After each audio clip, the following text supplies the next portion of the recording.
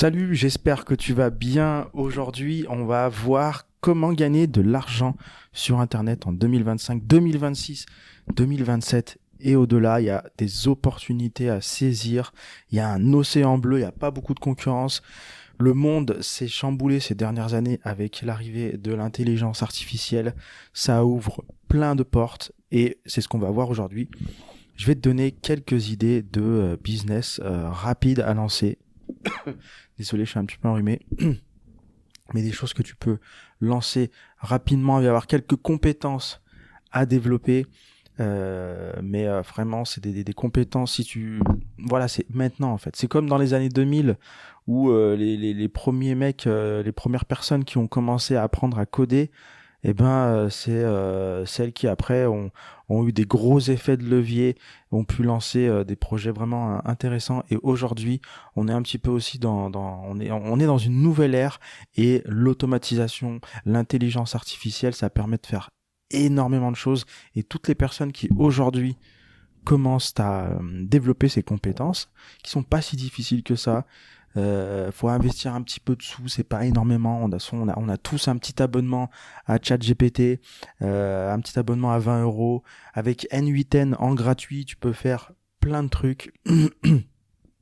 Et tu t'achètes une petite clé API pour les automatisations, et pour moins de 30 € par mois, tu peux vraiment commencer à développer un business. Décidément, je suis pas mal malade. Un business, commencer à générer de l'argent, à développer des compétences qui, dans tous les cas, dans les prochaines années, te permettront de sortir la tête de l'eau à n'importe quel moment. Si tu me suis depuis quelque temps, tu as remarqué que en ce moment, je parle pas mal de intelligence artificielle, automatisation. Je me suis mis sur N8N ces dernières semaines et j'ai pas mal poncé le truc. Je me suis développé plein de petites automatisations. C'est un truc de fou comme on peut apprendre. En fait, aujourd'hui, avec ChatGPT, on a un nouvel outil. Et je crois que c'est Oussama Hamar qui disait ça. Et c'est le premier outil qui t'explique comment se servir de l'outil. C'est le premier outil qui t'explique le mode d'emploi. Et et d'ailleurs, en fait, ce qu'il a pas dit, Oussama Hamar, c'est qu'en fait, il t'explique le mode d'emploi de tout, de plein de choses. Il suffit juste de lui donner le bon contexte. Il suffit juste de poser les bonnes questions, et en fait, tu peux apprendre toutes les compétences. Aujourd'hui, on a un petit coach, un petit prof dans notre poche au quotidien. C'est vraiment un truc de fou. Alors après, faut faire gaffe parce qu'on connaît les biais, surtout du côté de ChatGPT, qui voilà, on sait que les IA vont dans notre sens. Elles sont là pour nous motiver, nous faire plaisir, aller dans notre sens, pas forcément pour nous dire ce qu'on a besoin d'entendre. Et ça, c'est une problématique. Il faut savoir le déjouer. Il faut savoir aussi le repérer déjà dans un premier temps, que l'IA, elle est pas forcément à ce moment-là, elle te donne un conseil. Il faut savoir repérer que en fait, ce qu'elle te dit, c'est un peu des conneries. Déjà, un bon exercice, si tu veux repérer ça, c'est par exemple de prendre un sujet que tu connais super bien. Je sais pas, le tennis, l'astrologie, la fabrication de l'huile d'olive, n'importe quoi. Et tu lui poses des questions un petit peu, tu vois, un petit peu loufoque, un petit peu, tu vois, tu fais un petit peu le mec qui connaît rien, ou tu vois, des petites affirmations comme ça, un petit peu, enfin, tu vois ce que je veux dire, hein. C'est par exemple, je sais pas, tu lui dis, enfin, je t'invite à vraiment, si t'as une expertise ou quelque chose, d'aller questionner ChatGPT, de faire un peu exprès de pas t'y connaître, et tu verras qu'en fait, il va faire, il va faire vraiment en sorte que d'aller toujours dans ton sens, etc., etc. Et donc il y a des moyens avec du prompt engineering, avec tout simplement la façon dont tu vas dire à l'intelligence artificielle d'agir, tu sais, agis comme un expert, etc., etc. Tu peux lui dire dis-moi la vérité, rien que la vérité, tu vois. On en parlera dans d'autres épisodes, je vais pas rentrer en détail là-dessus, mais il y a plein de façons de faire en sorte que diminuer tout ça en fait, de diminuer ce truc où ChatGPT va toujours te caresser dans le sens du poil. Bref, sinon le sujet du jour c'était comment gagner de l'argent sur Internet. Et je vais te donner quelques idées de business. Comme tu l'auras compris, ça va tourner autour des automatisations, de l'intelligence artificielle, parce qu'en fait, voilà, on peut faire énormément de choses et on va aller dans la niche de la création de contenu et les créateurs de contenu. Aujourd'hui, hein, on sait, hein, avec l'IA, on est noyé de contenu. On a toutes les vidéos Sora, on a du texte hein, sur LinkedIn, tout est fait par IA. Je crois qu'il y a eu une étude il y a pas longtemps et je me demande si c'est pas plus de 50% tout le monde utilise l'IA en fait pour produire du contenu écrit et de plus en plus vidéo, aussi des images et et du coup on est dans l'ère du plein de contenu quoi. On est dans l'ère de déjà qu'avant on a eu l'épisode du Covid, donc du coup il y a eu plein de nouveaux créateurs de contenu, etc. Aujourd'hui on est vraiment noyé sous les contenus, hein. On est dans une période de saturation et ça va pas s'arrêter, ça va s'accélérer encore plus avec les évolutions de l'IA. Et donc pour se démarquer, c'est compliqué. Alors je te dis pas si t'es créateur de contenu, si t'es créateur de contenu, je te dis pas qu'il faut publier plus. Je suis toujours dans le truc où vaut mieux publier moins, mais publier de qualité. Mais aujourd'hui, quand t'es créateur de contenu, tu sais bien, il faut être présent sur toutes les plateformes. C'est-à-dire, il faut être sur YouTube, il faut être aussi sur Instagram, il faut être sur Threads, sur X, sur LinkedIn, sur Facebook, sur Substack, de partout. Et voilà, ça devient de plus en plus compliqué, pas parce qu'en fait déjà il y a ce truc avec, tu sais, quand tu fais le format vertical, moi dans les projets que je lance, en général, quand je crée un format vertical, je le publie à la fois sur TikTok, sur Instagram, sur Facebook, sur Threads. Tu peux aussi publier sur Pinterest, de partout, hein, même Substack, LinkedIn au final. Mais bon, moi je publie principalement sur Instagram, Facebook et Threads et TikTok, pardon. Et donc déjà t'as ça, tu vois, quand tu crées une vidéo aujourd'hui, tu vas la publier sur plusieurs plateformes et le contenu écrit. Je trouve qu'on a un peu de plus en plus la flemme. Moi, personnellement, de mon côté, avant, j'écrivais beaucoup, hein, et quand j'ai vu que ChatGPT est arrivé, je me suis dit, c'est peut-être pas... Il y a peut-être un move à faire. C'est là où je suis passé au contenu podcast, au contenu vidéo, pour justement, parce qu'on va être remplacé par les IA de plus en plus. Enfin, en tout cas, on va être de plus en plus en concurrence à l'écrit. Et donc j'ai un petit peu laissé de tomber et... est-ce que tu peux faire, tu vois, je te pose un peu, je pars un peu dans tous les sens, mais le truc c'est que ce que tu peux faire, c'est proposer tout simplement aux créateurs de contenu des micro-contenus, j'appelle ça les fast content, ça veut dire des micro-contenus qui vont bien, tu sais, sur X, sur Thread, des contenus d'environ 500 caractères, tu vois, ça fait peut-être 100 mots, même pas 80, 100 mots, et j'ai pas compté, et du coup, ce genre de contenu, en fait, tu peux leur proposer, tu peux leur dire voilà, vous créez, tu vois, tu t'analyses un petit peu le créateur, tu dis voilà, je vois que tu crées pas mal de vidéos sur YouTube et je vois que t'es pas présent sur X ou Thread ou Facebook, tu vois, et on pourrait, moi ce que je pourrais te proposer, c'est pour chaque vidéo YouTube que tu postes, je peux t'envoyer une vingtaine de fast content, de micro-contenus que tu peux publier sur à la fois Thread, à la fois X, à la fois Substack, à la fois Facebook. On peut même aller après sur Instagram si on ajoute des visuels, tu vois. Et tu peux lui proposer comme ça, écoute, pour chaque vidéo, un peu comme, tu vois, un miniaturiste, il va proposer une miniature. Il va prendre, je sais pas, 50, 100 balles pour une miniature. Et toi, tu peux dire, voilà, moi, je te propose pour 30, 40, 50 balles.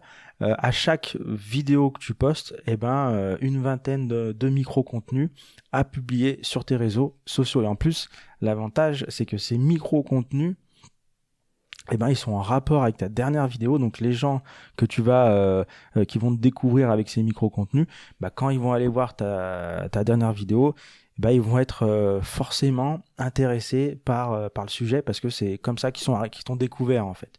Donc du coup, ça pourrait être déjà un super truc à proposer, tu vois. D'ailleurs, si ça t'intéresse, tes créateurs de contenu, et que ce genre de service t'intéresse, n'hésite pas à me contacter. On peut voir on va voir ce qu'on peut faire.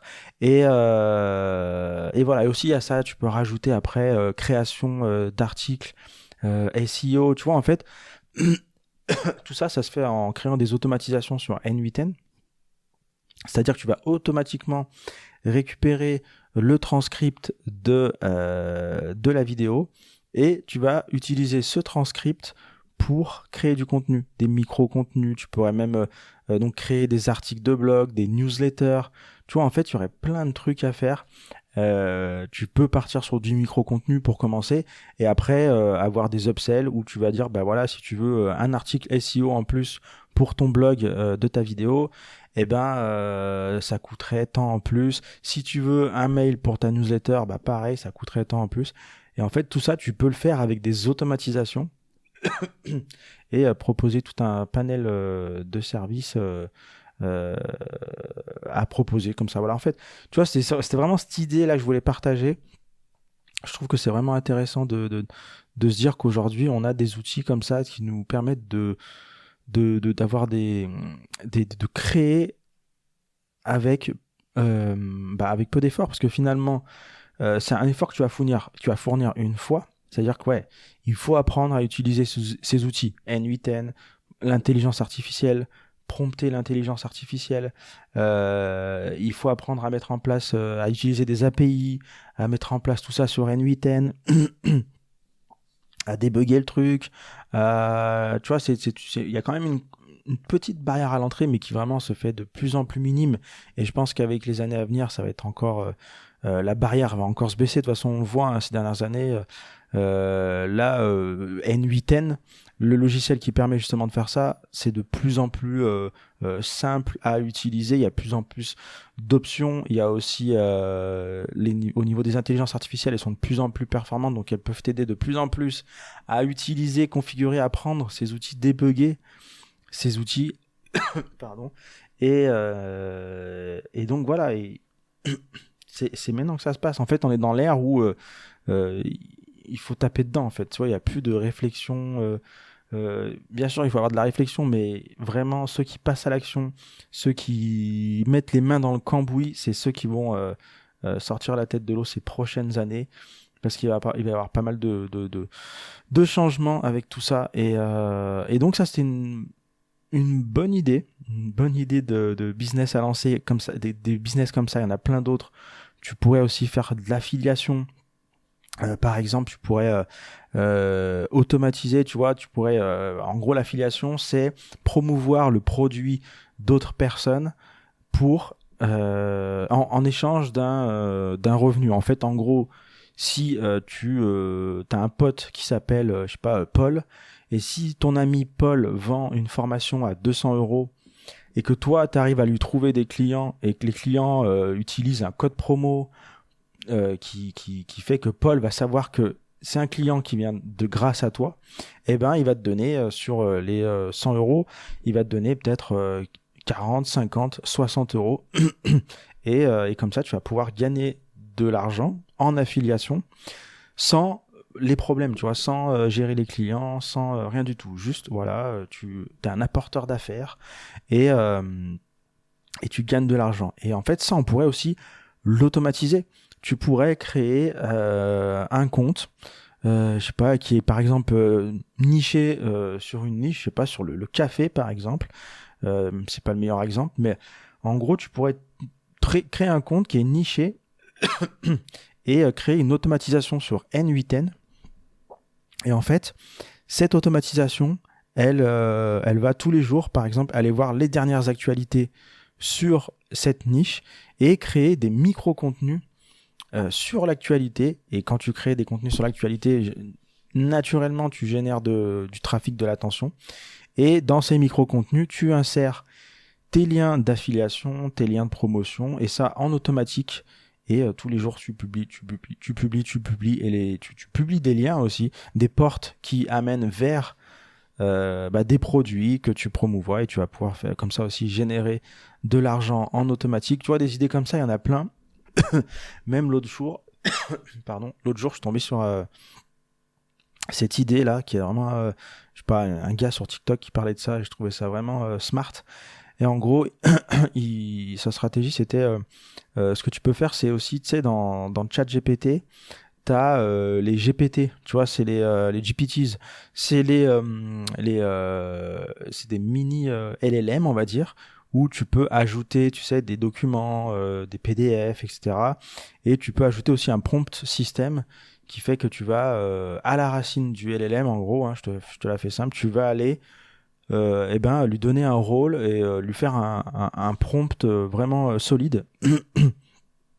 Et dans ce prompt, ce que tu peux faire, c'est pareil, insérer tes liens d'affiliation. C'est-à-dire que tu peux lui dire, bah voilà, ce que tu lui donnes ton prompt, bah voilà, ton rôle c'est ça, ça, ça, ça.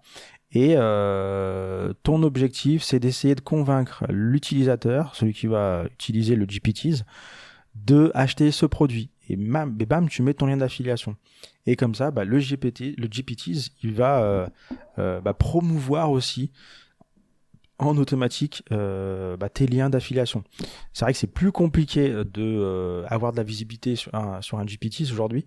C'est pas si facile que ça, mais il y a quand même des gens encore qui y sont. Même moi, je trouve que c'est un petit peu, je sais pas, pour moi, c'est mort un peu les GPTs. Enfin bon, en fait, quand tu regardes, il y a encore des utilisateurs, des personnes qui sont dessus, et je crois qu'en plus maintenant, les utilisateurs de ChatGPT gratuits, ils peuvent utiliser les GPTs.